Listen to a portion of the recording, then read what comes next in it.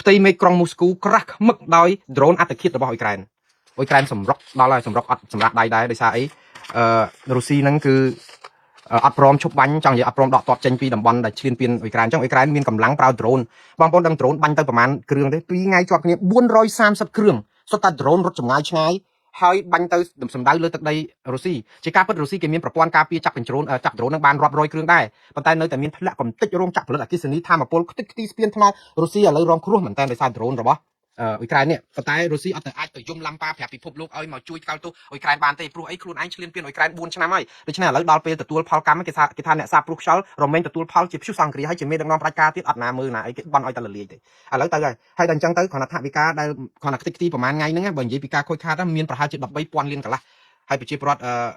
រុស្ស៊ីឥឡូវកំពុងតែដេកលែងបានដូចប្រជាពលរដ្ឋអ៊ុយក្រែនដែលរុស្ស៊ីធ្វើបាបពីមុនដែរអានឹងបាបកម្មគាត់ទេបាទហើយនៅក្នុងពេលនេះមានព័ត៌មានថ្មីមួយគួរឲ្យកត់សម្គាល់តាមពិតមិនមែនជាថ្មីសន្លាងទេគឺជាថ្មីល្មមតកតងនឹងទាហានរុស្ស៊ីជិត30,000នាក់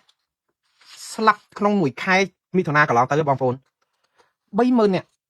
ហើយអ៊ុយក្រែនណាពេលដែលសម្លាប់ទាហានរុស្ស៊ីដែលគេបញ្ជូនមកសមរភូមិនៅទល់ដែនហ្នឹង30,000នាក់នៅក្នុងតែមួយខែបងប្អូនគឺមានរូបថតគ្រប់នៅក្នុងការទម្លាក់គ្រាប់ទៅលើទាហានរុស្ស៊ីដែលមកហ្នឹងគឺអ៊ុយក្រែនថតបានទាំងអស់ដើម្បីយកមកផ្សាយប្រាប់អំពីតួលេខនេះមិនមែនកុហកហើយលោកសេលិនស្គីជាអ្នកនិយាយអំពីចំនួនទាហានរុស្ស៊ីស្លាប់នៅក្នុងកិច្ចប្រជុំ NATO ហ្នឹងហ្មងប៉ុន្តែលោកសេលិនស្គីគាត់ប្រកែកឆ្លាតគាត់ប្រើពាក្យចេះគាត់ថាអ៊ុយក្រែនគ្មានមោទនភាពសូម្បីតែបន្តិចនៅក្នុងការសម្លាប់ទាហានរុស្ស៊ីទាំង30,000នាក់ហ្នឹងគឺមិនចង់ធ្វើទេព្រោះអាណិតគ្នាដែរក៏ប៉ុន្តែអ៊ុយក្រែនត្រូវការពារខ្លួនជាសិទ្ធិការពារដែនអធិបតេយ្យរបស់ខ្លួនពីការឈ្លានពានរបស់រុស្ស៊ីហើយទ័ពរុស្ស៊ីដែលគេបញ្ជូនមកហ្នឹងគឺបញ្ជូនឲ្យស្លាប់នៅក្នុងសមរភូមិក្នុងដែនអ៊ុយក្រែនការពារខ្លួនដូច្នេះនេះជាសារប្រាប់ទៅទាហានរុស្ស៊ីនិងលោក Vladimir Putin ឲ្យដឹងថាបញ្ជូនមនុស្សមកឲ្យសម្លាប់ចឹងហើយបានអ្នករាយការណ៍ឆ្លងឆ្លើយព័ត៌មានអាមេរិកនិយាយពីរឿងសង្គ្រាមនៅរុស្ស៊ីថាទ័ពរុស្ស៊ីអាយុរស់បានតែ2សប្តាហ៍ទៅ3សប្តាហ៍ទេគឺបញ្ជូនមកដល់ព្រំដែនភ្លាមគឺស្លាប់នៅក្នុងពី3សប្តាហ៍ហ្នឹងអាយុខ្លីអត់ដល់1ខែផងដោយសារអីមកគឺជួបនឹងដ្រូនអ៊ុយក្រែនបាញ់សម្លាប់ភ្លាមស្លាប់អស់តែម្ដងហើយបញ្ជូនមកទៀតស្លាប់ទៀតមកដល់មកនេះទាហានរុស្ស៊ីស្លាប់អស់ដល់ទៅកន្លះលានអ្នកហើយបងប្អូន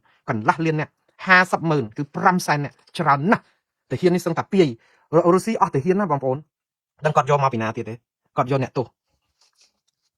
ោសដែលជាប់ទោសធ្ងន់ជាប់ទោសស្អីក៏ដោយហ្នឹងគឺដោះលែងសន្យាឲ្យប្រាក់ខែឲ្យជាការរួចនៅក្រៅឃុំអីអញ្ចឹងទៅប៉ុន្តែយកមកបំពាក់ខោអាវទាហានបញ្ជូនទៅសមរភូមិស្លាប់អស់ហ្មងអ្នកទោសដែលបញ្ជូនទៅសមរភូមិ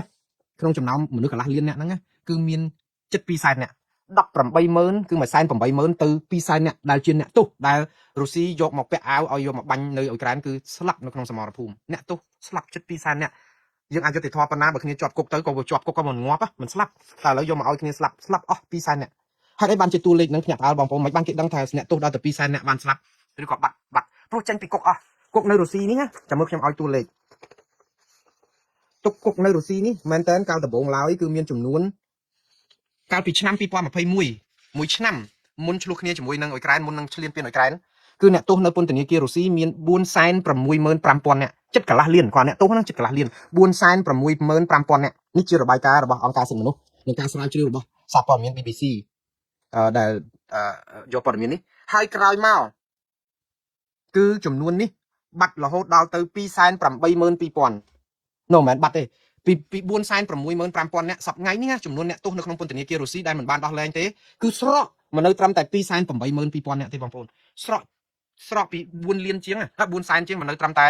200,000ស្រកចិត្តពាក់កណ្ដាលបានន័យថាវាបាត់អស់អាចិត្ត200,000នាក់ដែលគេមកបញ្ជូនឲ្យស្លាប់នឹងឯងអស្ចារ្យណាស់ហើយក្រៅពីអ្នកទោសនេះនៅមានប្រជាពលរដ្ឋដែលរងតាមចាញ់បោករុស្ស៊ីជាពិសេសប្រជាពលរដ្ឋនៅប្រទេសអាហ្វ្រិកមកធ្វើទាហានដើម្បីបានលុយ$2,500នៅក្នុងមួយខែប្រទេស30ដែលមានមនុស្សមិនមែនទាហានទេដែលជាមកស៊ីឈ្នួលធ្វើទាហានឲ្យរុស្ស៊ីបង់លុយមួយខែ$2,500ហើយសន្យាឲ្យប្រថាប់ប្រយោជន៍អីមកច្រើនណាស់ពីប្រទេសនៅអាហ្វ្រិកហ្នឹងគឺយកមកទៅស្លាប់នៅក្នុងសង្គ្រាមហ្នឹងទាំ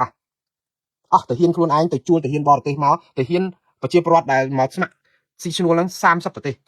ដកខ្លោចផ្សារក្តៅក្រហាយគាត់នាំគ្នាផ្សព្វផ្សាយថាបាត់ទាហានបាត់អីបាត់មនុស្សរបស់ខ្លួនហ្នឹងគឺទៅរុស្ស៊ីនឹងឯងដោយសារតែការបន្តលួងអីអញ្ចឹងទៅបាទឥឡូវបងប្អូនឃើញហ្នឹងបានប្រយោជន៍អីបាទបើព័ត៌មានបញ្ចប់ខ្ញុំសង្ខេបរឿងដែលថាមួយទៀតតទៅនឹងអាមេរិក